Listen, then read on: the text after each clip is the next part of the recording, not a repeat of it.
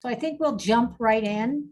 So welcome to Tech Tuesdays. This is a special edition of Tech Tuesdays, and I've called it Talk to an Expert. Ivan's calling it App Development 101. So we are very lucky on such short notice to have Ivan Huerta, who's the founder of Parabeac, here with us. He's actually in the midst of an exciting adventure. He's at Capital Factory in Austin doing an accelerator program. So we're really lucky that he was able to join us.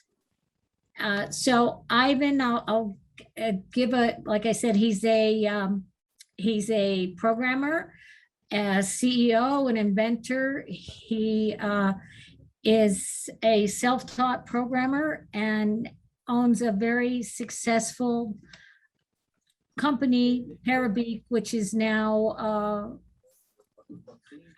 transitioned from a dev shop to an actual development tool that he is marketing. And he'll tell you a little bit more about that. So I'm going to turn it over to Ivan, and we're going to run this as a little different than the tech talks we've had before. We are going to, Ivan's going to give us a brief presentation, or maybe not so brief. I hope that he will talk to us for quite a while about it, what it means to work with app developers, what it means to have your app developed, how you go about that. And then we'll have time for Q&A. So use the chat box and please and put your questions in there and we'll address them as we go along. So without further ado, I'm turning this over to Ivan. Thank you, Nancy. Cool. Can everybody see this? Cool. Awesome. Well, 1 second. I just want to get the Zoom window out of the way. There we go. Awesome. Well, thank you everybody for showing up. I just want to quickly say that please forgive me in advance. I just put this presentation together like over this past weekend. It's been like really busy, and yeah, just please forgive my presentation skills today. But I was able to put a few things together to talk about.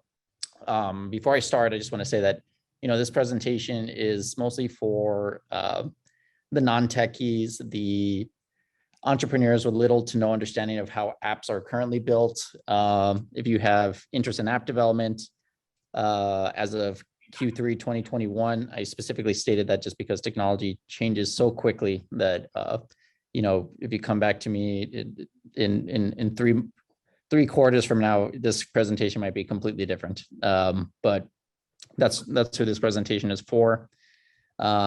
Just a little bit about myself. I'm a dorky guy that was born and raised in El Paso. I went to Hanks. I used to run a dev shop. I'm a software developer, college dropout, and I work on a startup called Parabeac.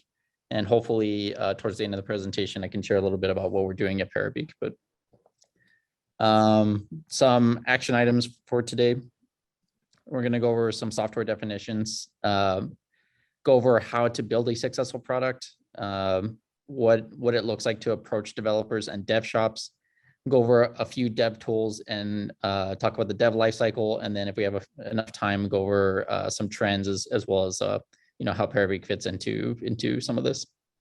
Cool. So we can start with software definitions.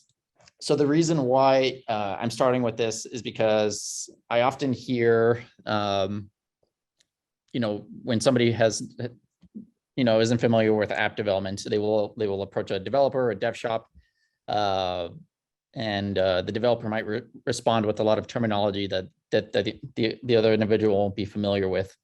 And so put together a few definitions just so we have somewhat of an understanding or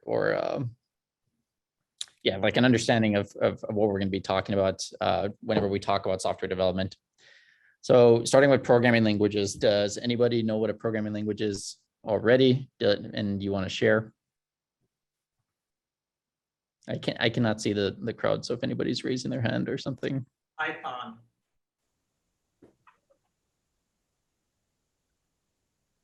Python. Did somebody say Python? Yes. Oh, okay. And so what is Python? Couldn't tell you. It's a Good. programming language or framework. Cool. Yeah. So, okay. So Python is an example of a programming language.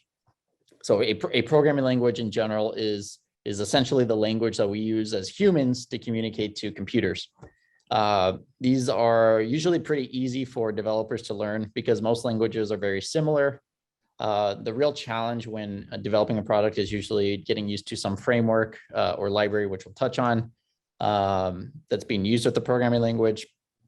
And a few examples of these languages are Dart, JavaScript, Python, as mentioned, R, Java, and Swift. And so this is just like as simple as software development gets, is just the fundamentals of programming languages. Does anybody know what an API is and wants to give like an example or definition? Application program interface. Cool. Yeah, that is correct. That is what it stands for. This is really, we describe APIs as essentially the way two software will communicate to each other. Oh, something in the chat. I cannot open up the chat. So, oh, maybe I can. Nope, I cannot. AKA a pipeline. Yeah, I agree. And now I cannot close this. And presenting a workshop on Zoom kind of sucks. Sorry about Ivan, that. I'll monitor the chat for you, okay? Thank you. All right. So an example of an API is, let's say we had an e-commerce website or app that sold clothes. We might need to be able to charge people's credit cards. And so the way you usually do this is you have an app that will talk to some API that handles the actual credit card transactions. This is known as, if you guys have heard of a company called Stripe, that's a very popular API for handling credit card transactions. And this API usually lives on some server. We have no idea where it is, but our phones communicate to this API, and the API handles those transactions. So just to reiterate, this is the way that two softwares are communicating to each other. Okay, then you will often hear what an SDK or about a framework or some library. Just to jump into it. So SDK stands for Software Development Kit. In order to build or write software efficiently, we must use these tools to do so. And so you'll often hear SDKs as libraries or frameworks. All these can usually be interchangeable. You often work within these frameworks.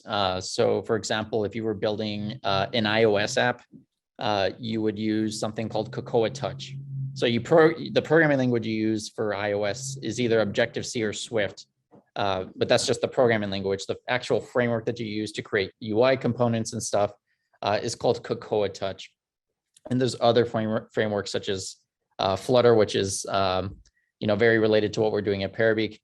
And you can use these also to make iOS apps, Android, many different apps, but we use that as a framework.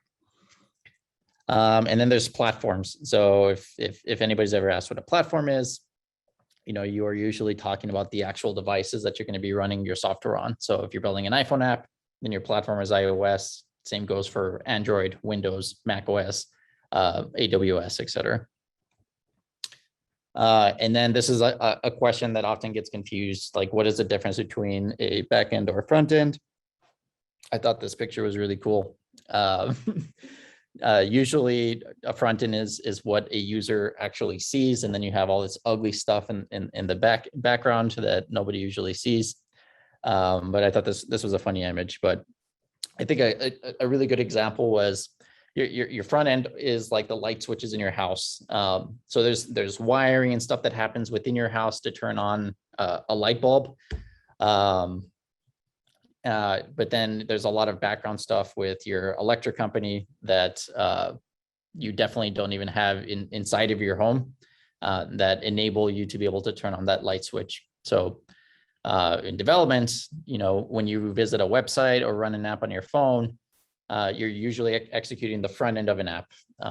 Whereas when you actually go to the login screen and you actually put in your username and password, that is going to have to be authenticated with some server. And so that is the back end of an application. Is there any questions so far? So when someone's referred to as a full stack developer, that would mean that they do both the front end and the back end, correct? Correct. That's usually what they mean by that.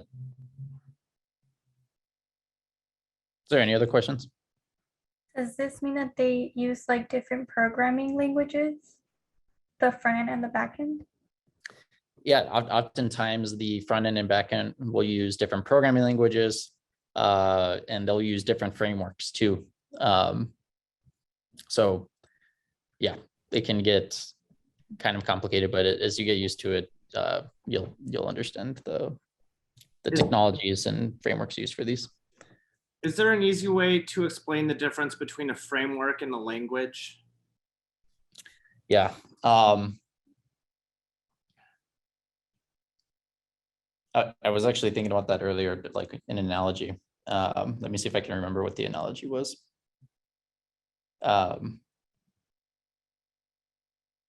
If anybody wants to pitch in here, go ahead.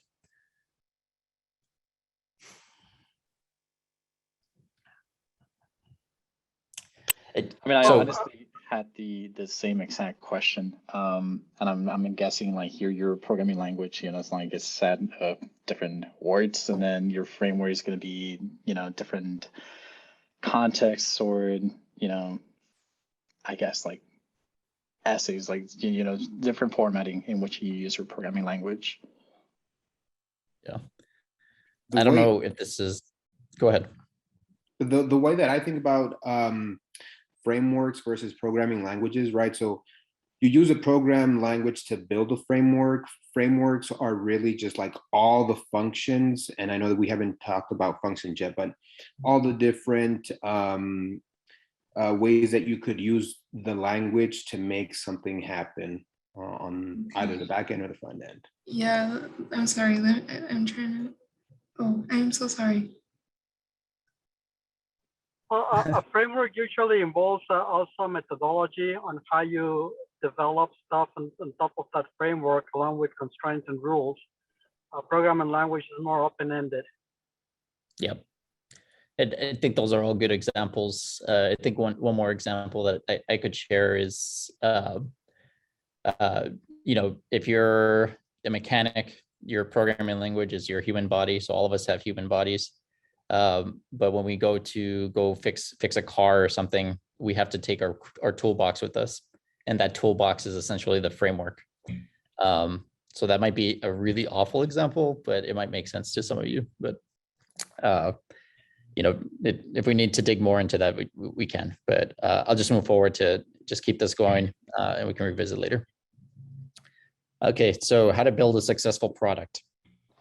So this presentation is going to assume that your product idea has 5 things already, that you already have, product market fit. So you've done your research and you understand that there's a problem and that you can build a product to solve some problem in a market, that the market is a large enough opportunity, that you will have strong competitive advantages as you scale, that you already have the right team to build the business, and you have a viable business model or attractive unit economics to execute this idea. Without thinking about all of this, I would suggest not to start building a product, because you will, and I've experienced this myself, you will end up wasting a lot of time and money building a product when maybe somebody doesn't even want your product.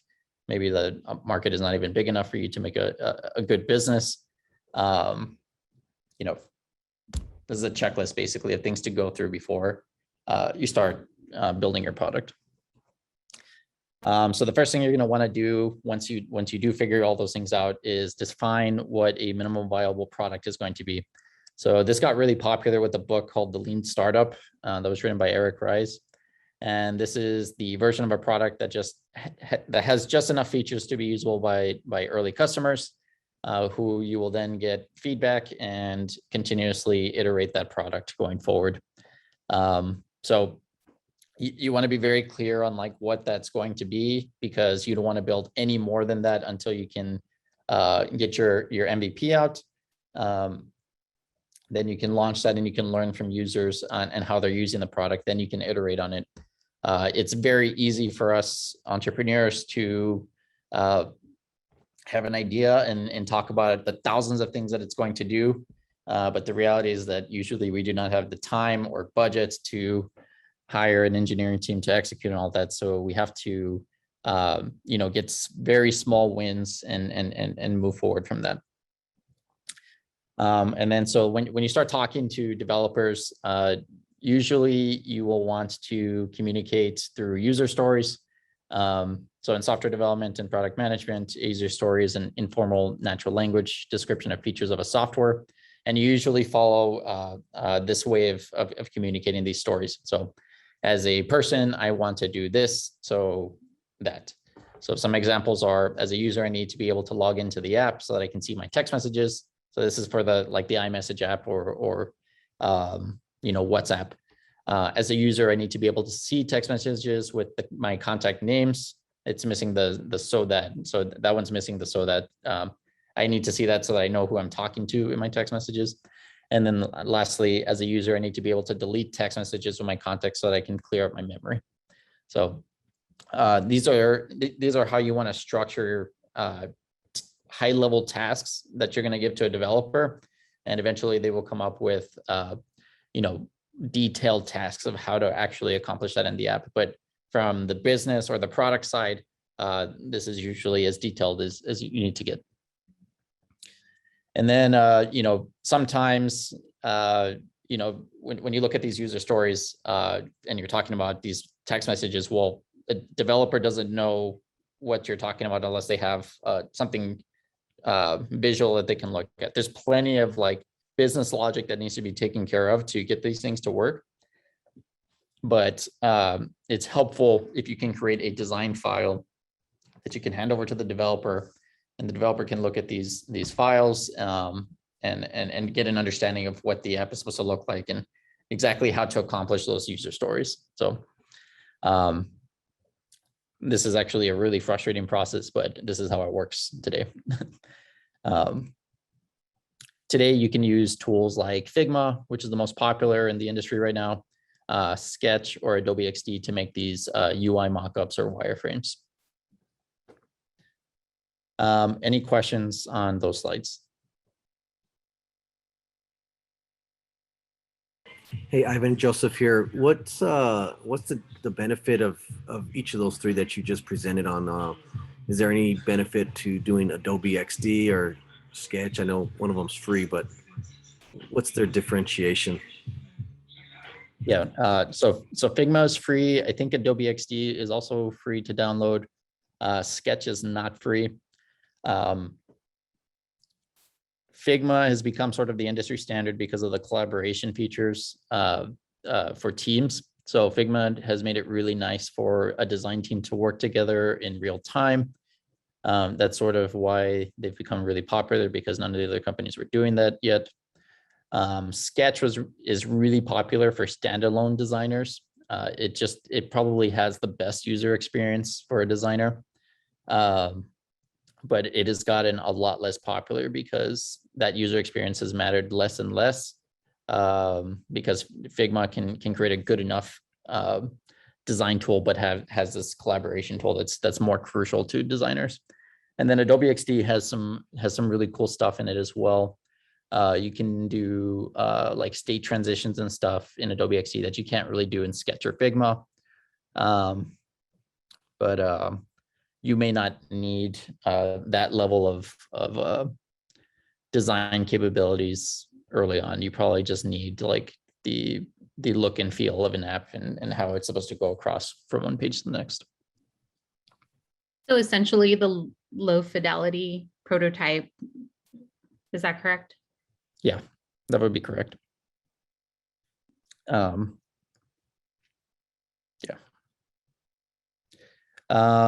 Okay, so going forward, so approaching developers and dev shops. So this is really related to a lot of the user story stuff that we just talked about.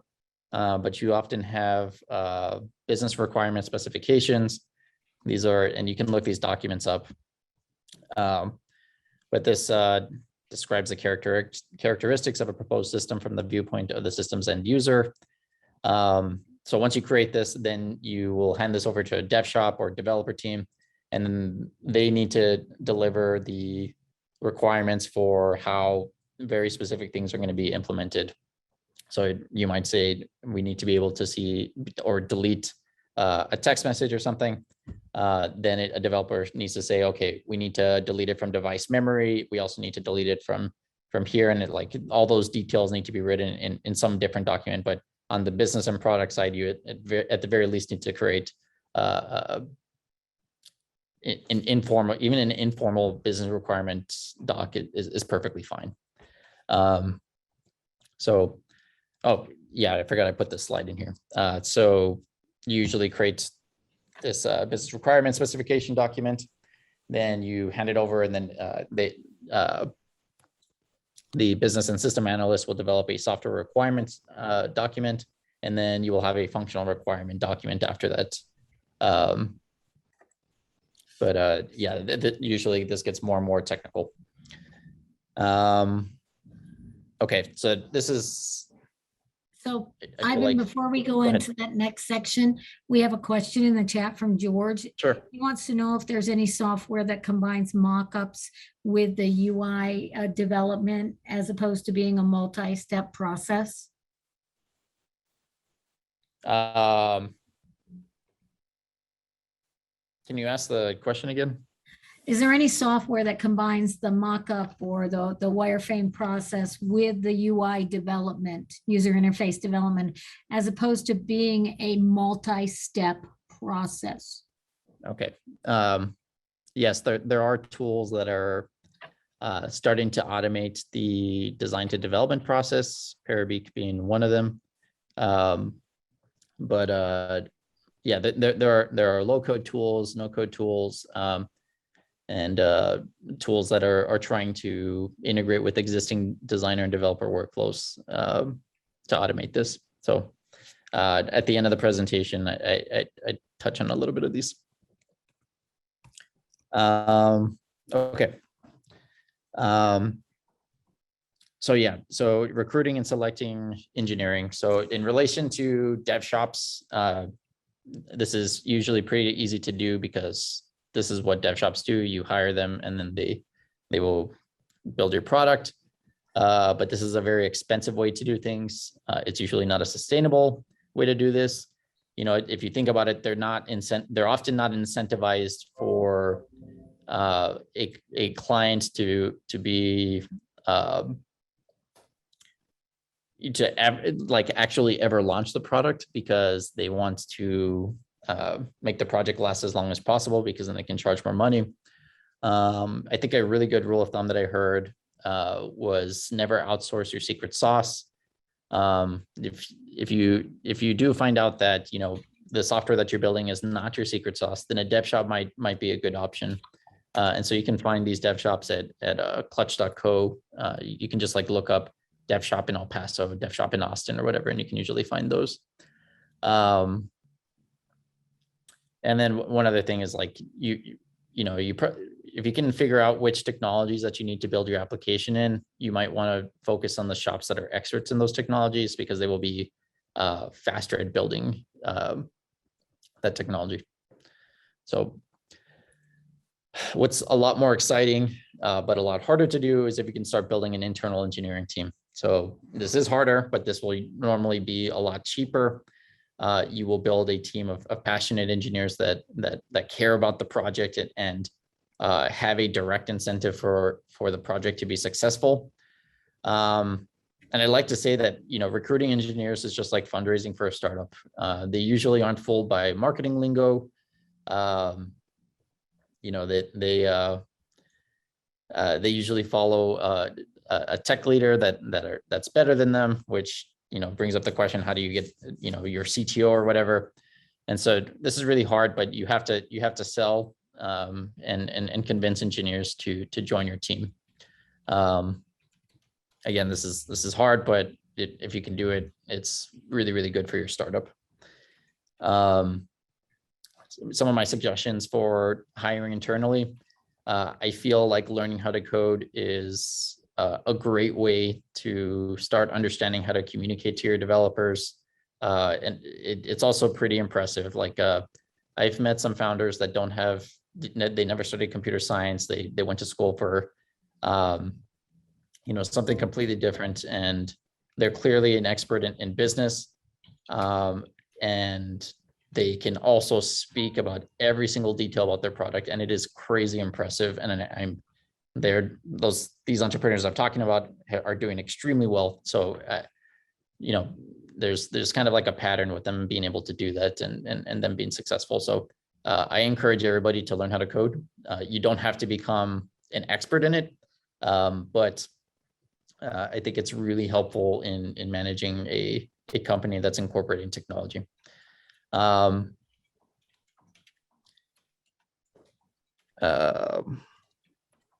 Oh, yeah. So there's a lot of young engineers who might be studying like at UTEP, for example. This is how we built a lot of our early team at Parabeac.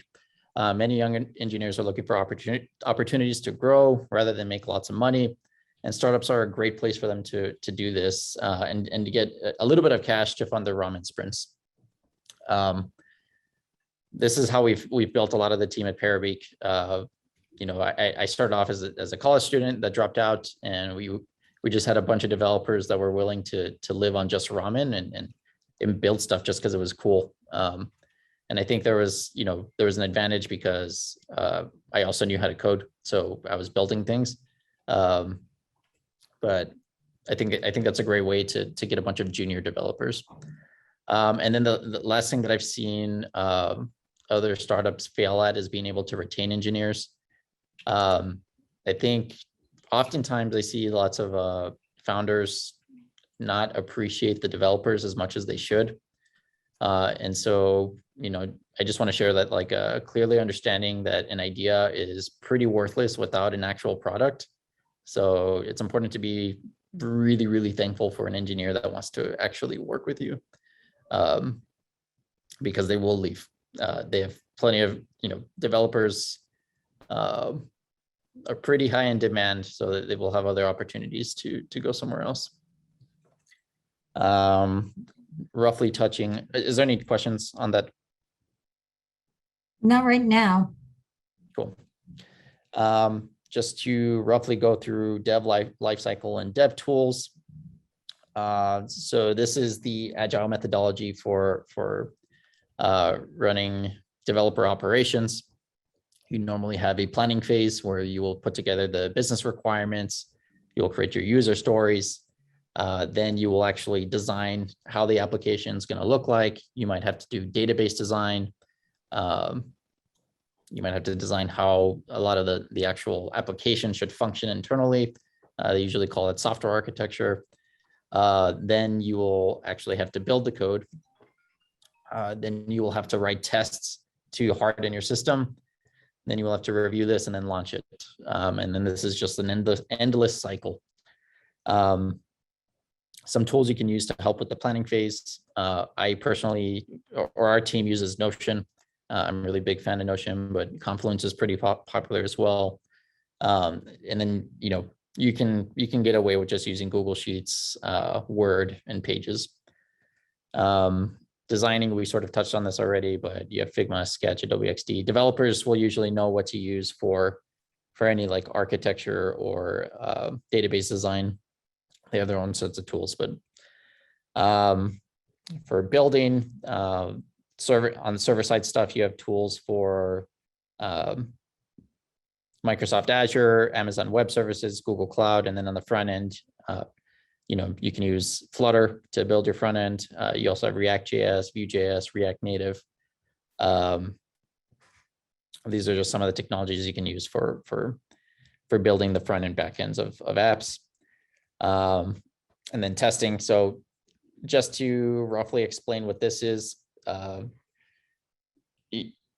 developers will write software that needs to do something. Let's say we wrote code that all it's supposed to do. I'm sorry if I'm going too technical in this. I'm trying to keep this as simple as possible. But if we had some software that was going to take in two numbers and its only job was to add them together, we may write that code and theoretically it should work. But before we can actually deploy that, we need to write code that will actually test that code. And so this is usually called testing. And what this does is, as your company starts scaling and you write these tests, it helps you harden the overall system and prevents you from shipping broken software on some new software update. I have some friends at larger companies that don't have the capacity to write tests, and every single time they write a new piece of software, it breaks like so many different pieces of the software. It's pretty crazy how that company's even around. So this is kind of important when you're ready to start scaling your company, so that you don't start shipping broken software on a daily basis. And then lastly, developers will use GitHub, Bitbucket, and GitLab to collaborate on their software. They're using a software they call Git, and that's what GitHub, Bitbucket, and GitLab are using.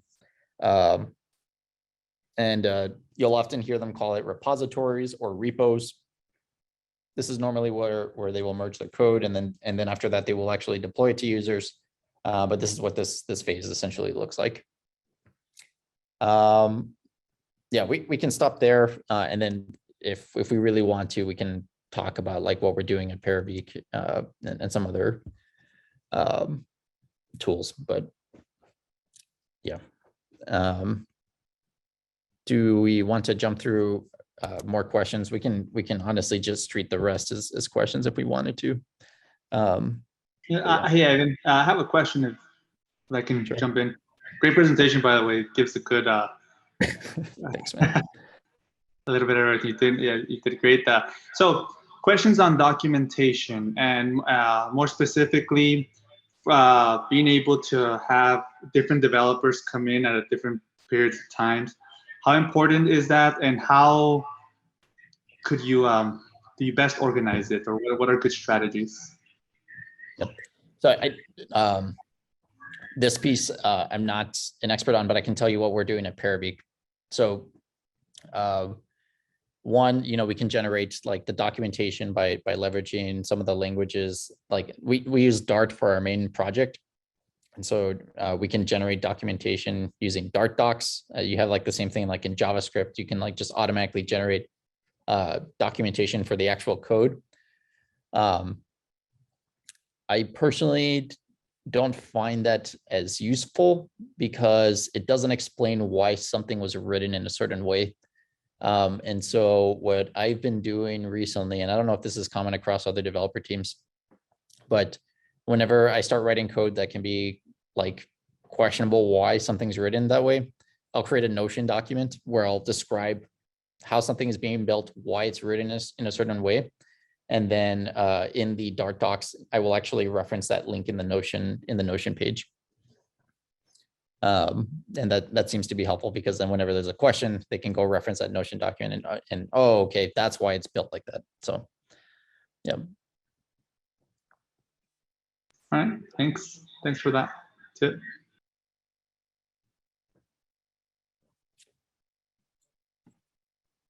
I had put into the chats like why Parabeac chose Notion over Confluence. Was there like a learning curve, or was it just the fact that like personal preference? It's like you can touch on that real quick.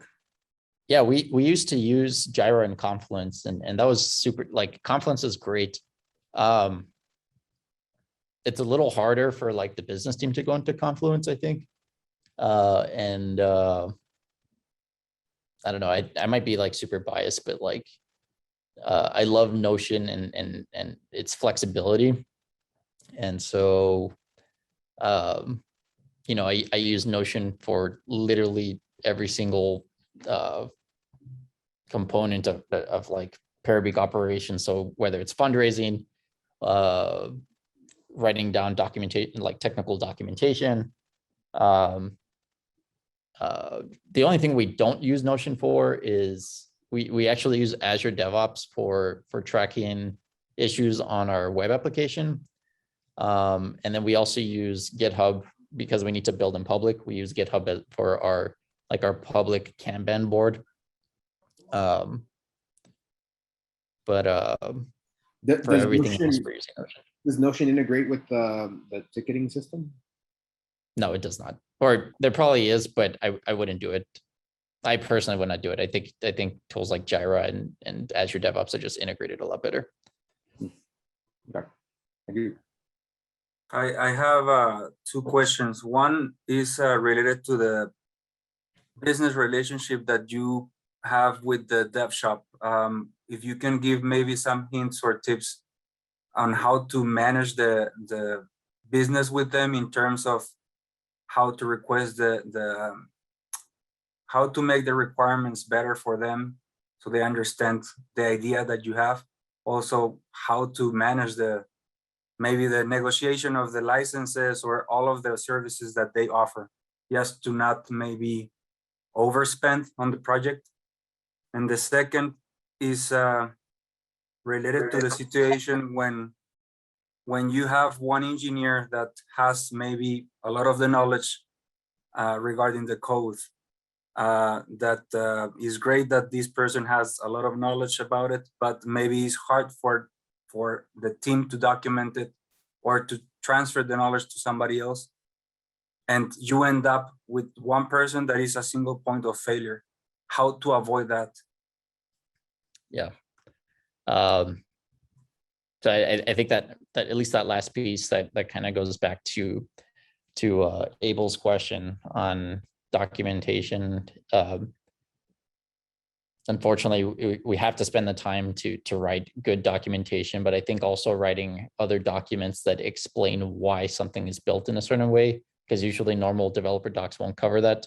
They just cover what it does. The explanation of why something's built in a certain way, I think is extremely helpful.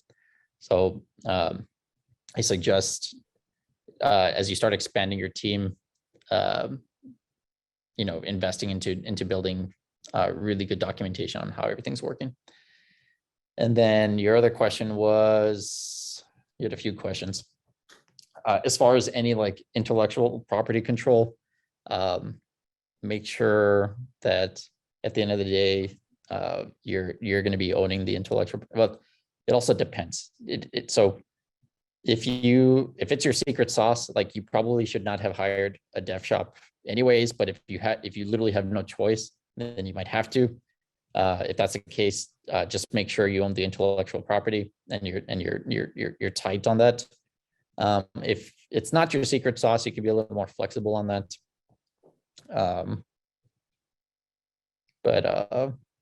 Yeah, and then you had another question around.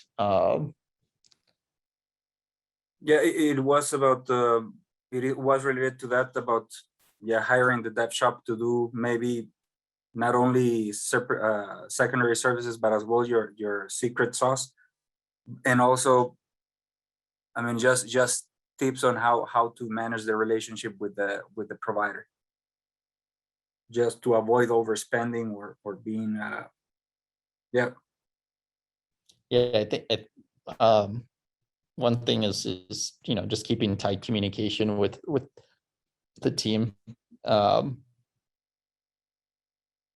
You know, I've never hired a dev shop. Like we were a dev shop, so I'm just like thinking from our perspective, like I think the companies that were the most satisfied, we were talking to them like on a daily basis. The companies that were more confused, you know, we spoke like once every 2 weeks.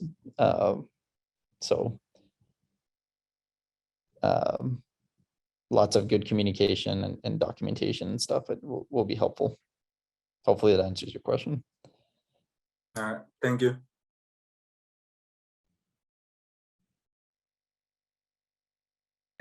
So if I may jump on a little bit on that question, how about timelines, Ivan? You know, timelines can definitely change, right? You can code things differently.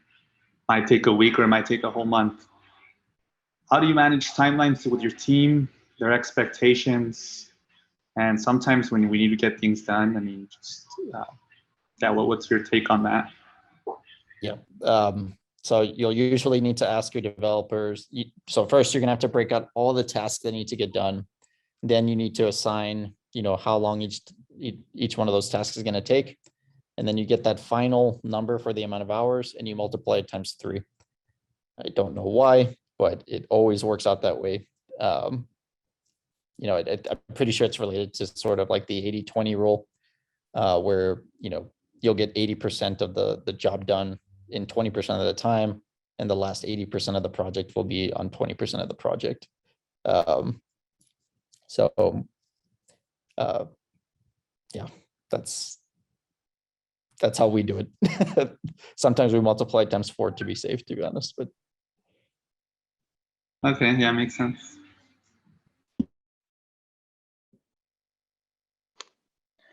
I had a question more specific to Parabeac. So, like, is it a product, is it a tool, or is it a service?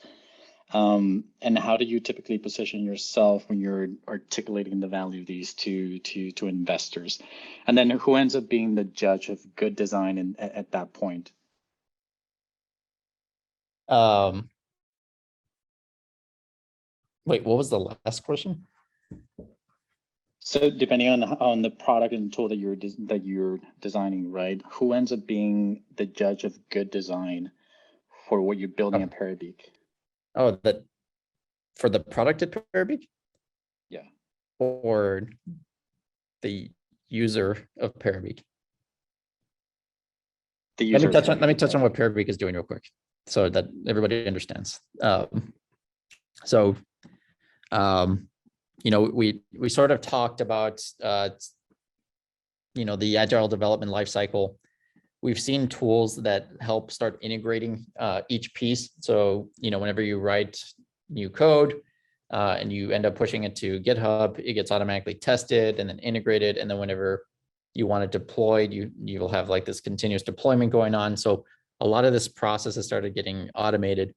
The process that still has not been automated is the design to development process. And so what we're doing at Parabeac is we're taking design files and we convert them into code, and we integrate that directly into the developer workflow through the way developers work, which is pull requests. And so we're trying to eliminate this handoff process between design and development.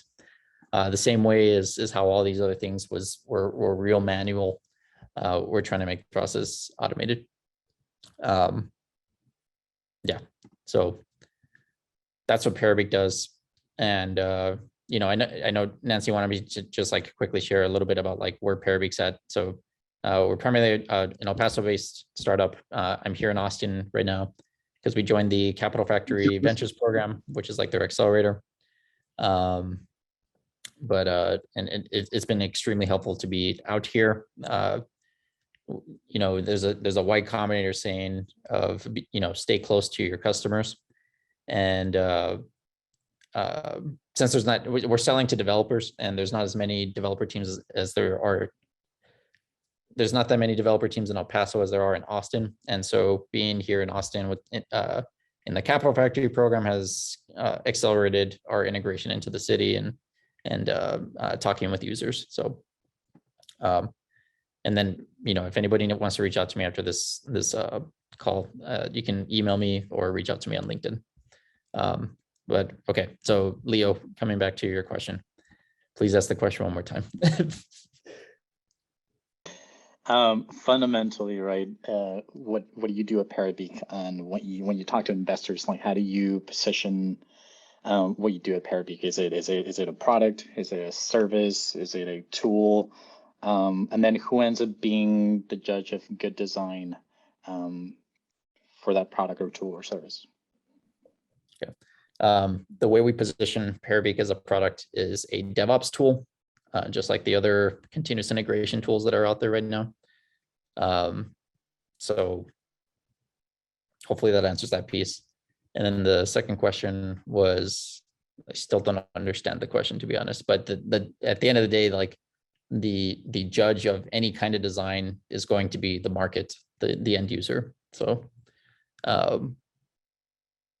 you know, there's not going to be a designer that just like, oh, this is what it's going to look like and it's going to be perfect from day one. There's going to be lots of testing and experimentation on it, based off of how users are reacting to it. I have another question. On the MCA, we are currently doing the Nurse Innovator Program, which is a healthcare-based incubation program.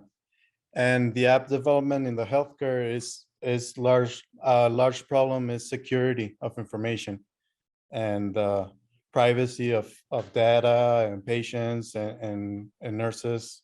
What information can nurses access from their phones or whatever app it is?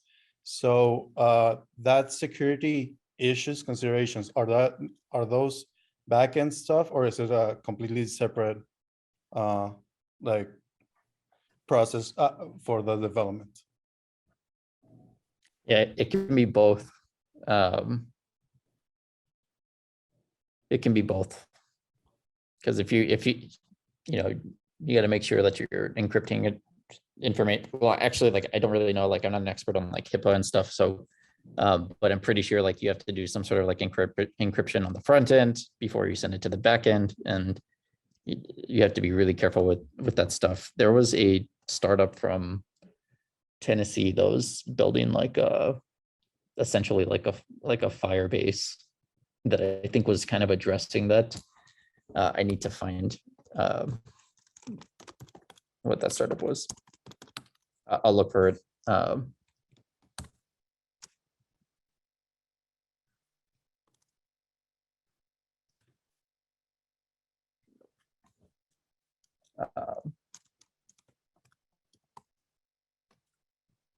There's another question while I look for this. So your recommendation is to search for a specific developer that understands the security requirements. Oh yeah, And not just anybody, not just any developer, backend developer will be able to handle the security issues. Yeah, that is correct. Okay. You'll need, yeah, you need somebody. However, that's usually not going to be part of like your secret sauce, unless you're building a software that is designed to help entrepreneurs be HIPAA compliant in their software. So you can probably hire consultants to do that part. And I'm sure there's consultants for this. So Ivan, I have a question that goes back to something you said about learn to code. So a lot of the people we work with and a lot of the founders in El Paso, they have an idea, but they're also working full-time jobs. And we always get the question about, how much effort or how much knowledge do I need to have, effort do I need to put in, or knowledge do I need to have in coding if I'm doing all this other stuff too? So I know perhaps the best scenario is a founder who, if they're going to have an app, who can code and do everything else. But what if they can't? How much do you really need to know in order not to give away the secret sauce, but to not to be spending all your time learning how to code and coding? Yeah, there's definitely a line to like how much you should actually learn, to where it's like it's not helpful for you to learn anymore. I think that line can vary depending on how technical the business is. I don't know if I have like a great answer for this, because it completely depends.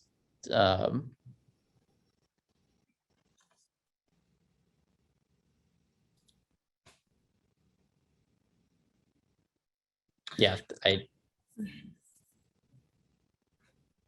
So would then follow on to that for someone who's doesn't know coding and wants to start with an app, would you recommend no code platforms, no code? That's right.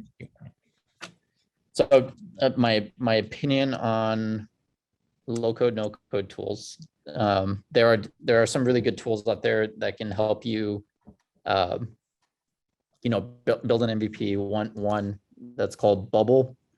I think that's probably one of the most popular ones. There's a few other ones. You could probably look up Bubble Competitor. The problem with these tools is that eventually you're going to have to get off of the platform. And so at that point, the reason you're going to have to get off the platform is because it's not scalable if you want to start hiring developers. For me personally, since I know how to code, I personally hate those tools because it's actually harder for me to write things in those tools than to just write code. Yeah, just that's something interesting. So I guess you're saying that if you use those tools, it's harder for a developer then to take that and develop your app? Yeah, that like what if you want to hire a developer or you need to start hiring developers at some point, you're gonna have to start the app from scratch. You probably will not be able to reuse anything that you're using from Bubble, for example. So it might be a good trade-off, because if you need to, oftentimes in the early stages of a startup, your job is not to build a great business. Your job is to either just grow so that you can validate the market or de-risk something. And so sometimes building an app in Bubble can help you do that. But at some point it will turn into, okay, we need to build a good and scalable business. And at that point, you probably need to hire a developer team. And at that point, you will have to start over your app. So. Oh dear, that's disappointing. Well, if I could add, and Ivan, when I first heard your story, I heard about a lot of pivots, right? You started with one thing, you sort of molded yourself to this, and I think that any startup will go through these pivots. So my question to you is, how much are this whole idea of pivoting? You start pivoting too much, then all of a sudden, you just never actually get a product done. But how much of it? When do you really know, or how much do you actually change or pivot in this case? Yeah. So Parabeac's kind of a unique example because we've kept like the same cap table and stuff from the very beginning. And we've been a team in El Paso that was just passionate about working together. So we've dramatically pivoted, like the business that we started with has dramatically shifted to completely different things. So that's kind of one thing is, like, normally you would start like a new company with a fresh cap table when you switch a completely new idea.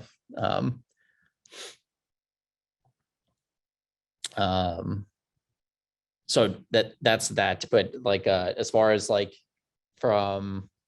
I feel like what you're trying to get at is kind of like two questions when it relates to like my career. It's one, like the pivoting of Parabeac, but also like the pivoting in my own like entrepreneurial career, because in many ways, like this startup is like my fourth startup, because the other three, one was the dev shop and the other two failed.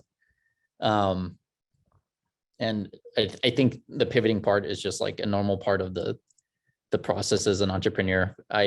I see entrepreneurship now is, especially for like new entrepreneurs, the way to think about it is you are going out with a mental model on judging your startup, basically, and evaluating like your idea and your decision making.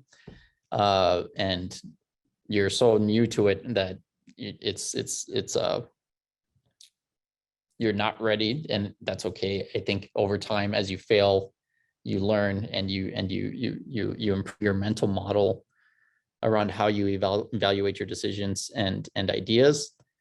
And over time, that will help you make better decisions and pivot quicker and eventually get to iterating into something interesting. That's what I've seen from all the successful entrepreneurs that I followed, that happens. I think it's very rare when somebody just goes out with their first idea and just like scales it up. But I hope that answers your question, but that's how I think about it. No, yeah, it does. And like I said, being able to go through that process and be where you're at now is quite impressive. And a lot of the times one can spend all year building something that just doesn't get utilized. So it's, yeah.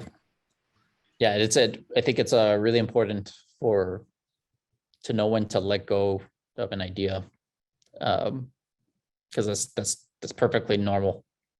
Perfectly normal. So Ivan, I have a question that kind of relates to that, which is kind of far off from coding, but you said you have the same cap table through all of these iterations.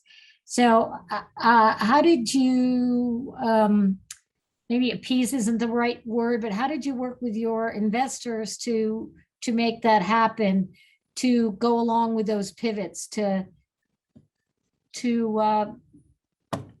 get to where you got to today? Yeah. Well, I basically had to pitch them again on why I'm not shutting down the company and why we're pivoting. I think our earliest investors were not necessarily believers in the specific idea that we were working on, but they were believers in the team. Because that's really the thing that we were able to build early on at Parabeac was a team that could build things, that was really hardworking and hungry, and I would like to say humble, and that continued to get humbled.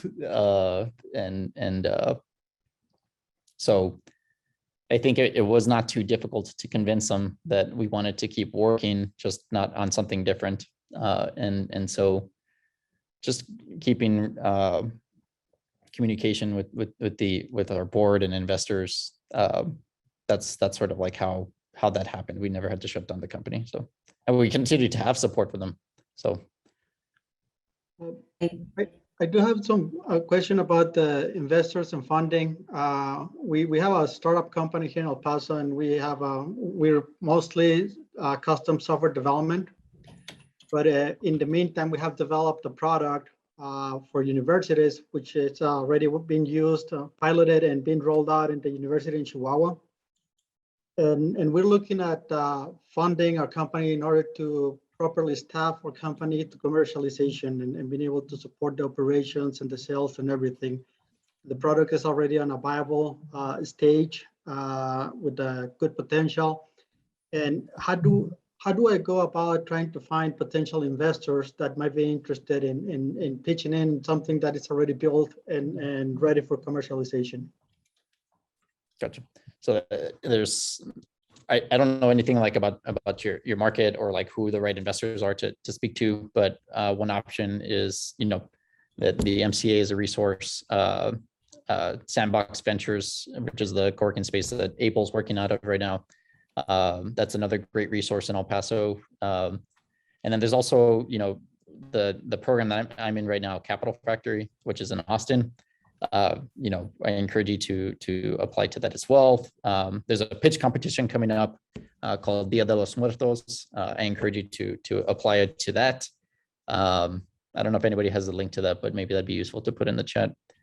But that's a local event that happens in El Paso. The last event, lots of investors came into El Paso to see that event.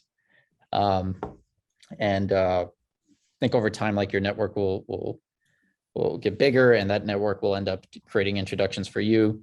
Like I have like, unfortunately, I don't really want to do it, but I have like 4 to 5 investor meetings per week now, and none of those I'm actually going and sourcing. Like they're either requesting interest to us, or Capital Factory is setting up those meetings, or some existing investor or advisor is setting up those meetings. So that just happens over time, but early on, you have to leverage your local networks and try to get access to other networks by, going through accelerator programs and stuff like that. So I sent you an invite on connection on LinkedIn. I don't know if we can connect later Yeah, on. let's do it. No, let's have it. Kind of pick your brain. Yep. Yeah, let's do it. Thanks. Well, it is a little after 5, so I think we're going to wrap up now. Thank you all for participating, and Ivan, thank you very, very much for sharing this with us. I learned a lot. Okay. Thank you, everybody, for sticking around to hear me talk. I hope it was useful for some of you. I know, I know Chuck was technical, and so this is probably really basic stuff for him, but hopefully it was helpful for anybody that's not technical. And Ivan has offered to do a more in-depth discussion with us at a later date on development, right? Yeah, we can probably have another one that talks about more in-depth things. Might include some of the other Parabeac team members as well, but. Okay. Yep. All right, that would be great. So thank you, everyone. And next week, our Tech Tuesday, next Tuesday is on innovation through research. We have a researcher from UTEP who is talking about digital twins. We have a researcher from Texas Tech Health Sciences Center who runs their simulation center and he's a doctor and is also a inventor himself. He's going to talk about simulation and modeling. And we have a founder of a company, Goal Product Development, who is going to talk about prototyping, 3D printing, and product development and design. So hopefully we'll see you back here next week. And once again,